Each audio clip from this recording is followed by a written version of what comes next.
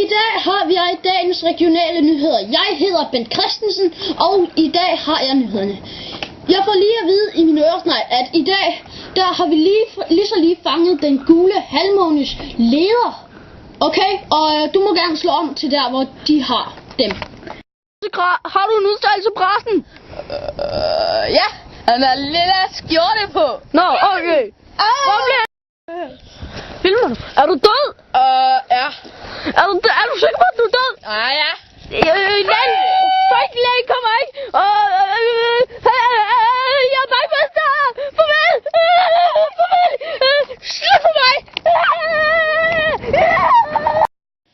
Jeg har i dag fået at vide i min øresnegl, at den afghanske den er blevet angrebet af løvpostej, spejepølse, det er sgu da min enkeltsæt. Du er så død. Det var ikke min skyld.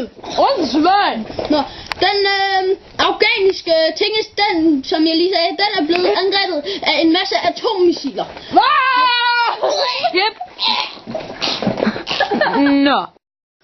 Ja, min kollega, han var godt nok en terrorvåbenstingling, som kastede et eller andet i hovedet på mig.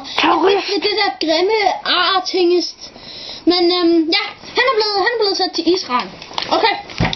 Og ja, vi stiller om. Om et øjeblik, så slutter de regionale nyheder. Men vi stiller om til operation 22,5. Nej, operation Y. Undskyld. Hvor at vi kan se, hvad... Står her uden for en appelsinavler, tror jeg vist det er. Og han er vist hårdmand på noget, og han er blevet meldt for appelsinmishandling. Sådan en appelsin som den her, der også bliver mishandlet helt vildt. Og ham vil vi så gå ind og filme ved, og det gør vi bare nu. Det var min mutation! Hvad er årsagen? Du bliver med for appelsinmishandling! Kom nu ind! Ja, det stemmer her. Hvad er det dog for noget? Svinekorpen. Hvad fanden har du gjort? Du ikke bare skyde folk i røvkugler. Stop filming. Du må ikke. Stop filming! Jeg kan ikke! Du må ikke bare skyde folk. Bare fordi de mishandler brokken. Kom tilbage.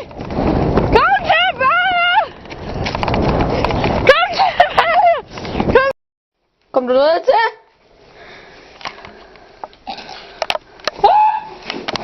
Vi zoomer lige ind på blodet. Lækkert. Er du død? Zombie!